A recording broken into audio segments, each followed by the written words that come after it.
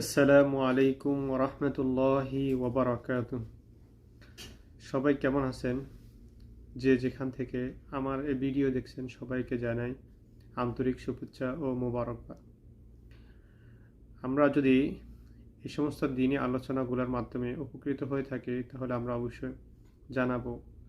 যদি আমরা কেউ উপকৃত নাও হই সেটাও আমরা কমেন্টের মাধ্যমে জানাবো, এবং আপনাদের কোনো বিষয় জানার থাকলে সেটাও আমাকে অবশ্যই কমেন্টের মাধ্যমে জানিয়ে দেবেন। ইনশাল্লাহ আপনাদেরকে পরবর্তীতে অবশ্যই সে বিষয়গুলোর উত্তর দেওয়া হবে।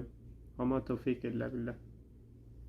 আজকে যে বিষয় নিয়ে কথা বলবো সেটা হচ্ছে আমরা দুনিয়ার জীবনে ব্যবসায় কিভাবে আমরা লাভবান হব, কিভাবে আমরা উপকৃত হব, কোন জিনিস অর্জন করার মাধ্যমে আমরা দুনিয়া আখেরাতে আমরা উপকৃত হব, লাভবান হব, এবং কোন জিনিস হারানোর মাধ্যমে আমরা দুনিয়া এবং আখেরাতে ক্ষতিগ্রস্ত হব। এই সমস্ত প্রশ্নগুলোর উত্তর জানতে আপনাদেরকে পরিচয় করিয়ে দেব রাসূলুল্লাহ সাল্লাল্লাহু আলাইহি ওয়াসাল্লামের প্রাণপ্রিয় সাহাবী সুহাইব রুমি রাদিয়াল্লাহু আনহুর সঙ্গে। মক্কায় যখন রাসূলুল্লাহ সাল্লাল্লাহু আলাইহি ওয়াসাল্লাম ইসলামের শুরু জামানায় দাওয়াত দেওয়া শুরু করলেন, প্রথম দিকে যে সমস্ত সৌভাগ্যবান সাহাবীরা ইসলাম গ্রহণে যারা ধন্য হয়েছেন তাদের একজন হচ্ছেন সুহাইব রুমি রাদিয়াল্লাহু আনহু। সুহাইব রুমি রাদিয়াল্লাহু আনহু ইসলাম ধর্ম গ্রহণ করার কারণে তাকে অনেক দুঃখ কষ্ট সহ্য করতে হয়েছে।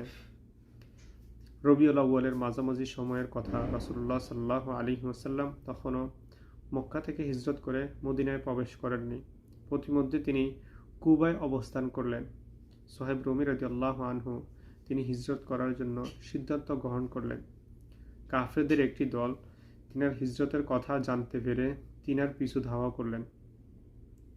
অতঃপর সুহাইব রুমি রাদিয়াল্লাহু আনহুকে পেয়ে গেলেন। সুহাইব রুমি রাদিয়াল্লাহু আনহু তিনি শ্রেষ্ঠ তীরন্দাজদের মধ্যে একজন ছিলেন। তিনি তিনার তুনীরের সমস্ত তীরগুলো একে একে বের করতে লাগলেন এবং তাদেরকে হুঙ্কার দিয়ে বললেন যে তোমরা সকলেই জানো যে আমি তোমাদের শ্রেষ্ঠ তীরন্দাজদের মধ্যে একজন, এবং তাদেরকেও বললেন যে আমার যদি তীরগুলো শেষ হয়ে যায় তাহলে আমি তরবারি নিয়ে তোমাদের উপর ঝাঁপিয়ে পড়ব।